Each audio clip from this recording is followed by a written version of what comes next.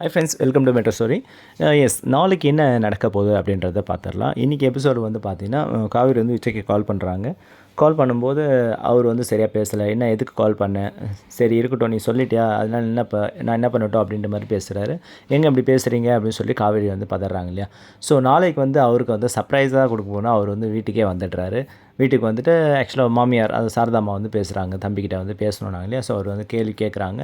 என்ன கேட்குறாங்க அப்படின்னு பார்த்தீங்கன்னா, நீங்கள் கான்ட்ராக்ட் மேரேஜ் தானே பண்ணீங்க, ஆனால் இப்போ அவங்களுக்கு வந்து குழந்தைய கொடுத்துருக்கீங்க, நான் இது காவேரி சந்தேகப்படுற மாதிரி பண்ணிட்டீங்க அப்படின்னு வந்து ஒரு வார்த்தையை வந்து போடும்போது, விஜய் வந்து ஏங்க நீங்கள் இப்படிலாம் பேசுகிறீங்க, எப்போ நானும் காவேரியும் மனசார வாழணும், புருஷன் முன்னாடியாக வாழணும்னு நினச்சோமோ அதுக்கப்புறம் தான் வயிற்றில் வந்து குழந்தைய உருவாச்சு அப்படின்ற ஒரு அழகான விஷயத்தை சூப்பராக சொல்லியிருக்காரு. ஸோ இந்த விஷயம் நம்மளுடைய ஹீரோனிக்கு அதை கேட்டோடனே அவங்களே அப்படியே உருகி போய் மெல்ட் ஆகிடுறாங்க. பிகாஸ் அந்த ஒரு சுச்சுவேஷனில் தானே அவங்க 2 பேர் விருப்பப்பட்டு தான் அது நடந்தது இல்லையா. ஸோ அதை வந்து மாமியாருக்கு புரிய வைக்கிறாரு. ஸோ இந்த கான்வர்சேஷன் தான் நாளைக்கு ஹார்ட்டாக வந்து போகும் இல்லையா.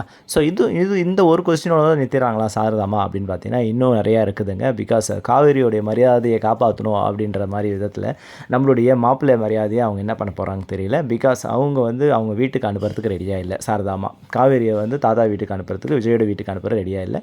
அதனால் நம்மளுடைய விஜயை வந்து நீங்கள் இங்கே வந்துடுங்க. ஆக்சுவலாக காவேரி வந்து இன்றைக்கி ஒரு எபிசோடில் வந்து வார்த்தை விட்டாங்க, அவர் வந்து பாசத்துக்காக ஏங்குறாரு, அவர் வந்து இங்கேயே இருக்கணுன்ற நினைப்பில் தான் இருக்கிறாரு அப்படின்ற மாதிரி இன்றைக்கி சீரியலில் வந்து சொன்னாங்க. பாசத்துக்காக குழந்த மாதிரி அப்படின்னு.